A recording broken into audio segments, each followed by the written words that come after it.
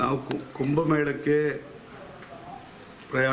ಉತ್ತರ ಪ್ರದೇಶದ ಪ್ರಯಾಗ್ರಾಜ್ನಲ್ಲಿ ನಡೆಯುತ್ತಿರುವಂಥ ಕುಂಭಮೇಳಕ್ಕೆ ನಮ್ಮ ಕರಾವಳಿ ಭಾಗದ ಜನರಿಗೆ ಕೂಡ ಪ್ರಯಾಣಿಸಲಿಕ್ಕೆ ಅದರಲ್ಲಿ ಭಾಗವಹಿಸಲಿಕ್ಕೆ ಅನುಕೂಲವಾಗಲಿ ಅನ್ನೋ ರೀತಿಯಲ್ಲಿ ನಾವು ಕಳೆದ ಒಂದು 15-20 ದಿವಸದ ಹಿಂದಿಂದ ನಮ್ಮ ಜನಪ್ರಿಯ ಸಂಸದರಾದಂಥ ಕೋಟಾ ಶ್ರೀನಿವಾಸ ಪೂಜಾರಿ ಅವರ ಮುಖಾಂತರ ನಮ್ಮ ಬೇಡಿಕೆಯನ್ನು ಅವರಿಗೆ ನೀಡಿ ಅದಕ್ಕೆ ಅದರ ಒತ್ತಡವನ್ನು ಅವರ ಮೇಲೆ ತಂದು ಅವರು ಅದನ್ನು ಬಲವಾಗಿ ಆ ಬಗ್ಗೆ ಪ್ರಯತ್ನ ಮಾಡಿ ನಿರಂತರವಾಗಿ ರೈಲ್ವೆ ಸಚಿವರನ್ನು ಭೇಟಿಯಾಗಿ ಯಶಸ್ವಿಯಾಗಿದ್ದಾರೆ. ಯಶಸ್ವಿ ಆದ ಜೊತೆಗೆ ಯಾವಾಗ ನೋಟಿಫಿಕೇಷನ್ ಆಯಿತು ಟ್ರೈನ್ ಬುಕ್ಕಿಂಗ್ ಜನರು ಬಹಳ ತುದಿಗಾಲ ನಿಂತ್ಕೊಂಡಿದ್ದು ಎಷ್ಟೊತ್ತಿಗೆ ಕೊಡ್ತಾರೆ ಅಂತ ಹೇಳುವಂಥ ನಿರೀಕ್ಷೆಯಲ್ಲಿ ಜನ ಇದ್ದಿದ್ರು.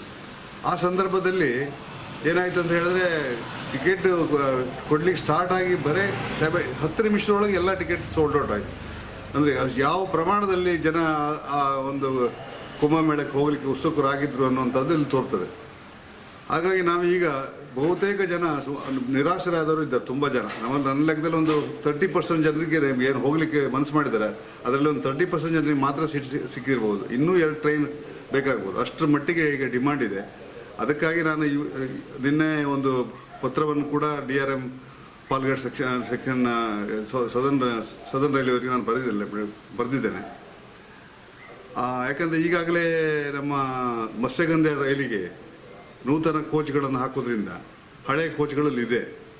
ಆ ಹಳೆ ಕೋಚನ್ನು ಉಪಯೋಗಿಸ್ಕೊಂಡು ಸದರ್ನ್ ರೈಲ್ವೆಯವರು ಕೊಂಕಣ ರೈಲ್ವೆ ಸೇರಿ ನಮ್ಮ ಕೊಂಕಣ ಮಾರ್ಗದಲ್ಲೇ ಇನ್ನೊಂದು ರೈಲನ್ನು ಕೊಡಲಿಕ್ಕೆ ಅವಕಾಶ ಇದೆ. ಅದನ್ನು ಮಾಡಿದರೆ ಒಳ್ಳೆಯದು ಅನ್ನೋಂಥ ಸಲಹೆಯನ್ನು ನಾನು ಸಲಹಾ ಸಮಿತಿ ಸದಸ್ಯನಾಗಿ ಇಲಾಖೆಗೆ ನಾನು ಸಲಹೆಯನ್ನು ನೀಡಿದ್ದೇನೆ. ಅದನ್ನು ಕನ್ಸಿಡರ್ ಮಾಡ್ಬೋದು ಅನ್ನುವಂಥ ವಿಶ್ವಾಸ ನನಗಿದೆ. ಅದೇ ಈ ನಿಟ್ಟಿನಲ್ಲಿ ನಾನು ಸಂಸದರಾದಂಥ ಶ್ರೀ ಕೋಟಾ ಶ್ರೀನಿವಾಸ ಪೂಜಾರಿ ಅವರಿಗೆ ಹಾಗೂ ಬ್ರಿಜೇಶ್ ಚೌಟ ಅವರು ಕೂಡ ಒತ್ತಾಯ ಮಾಡ್ತೇನೆ.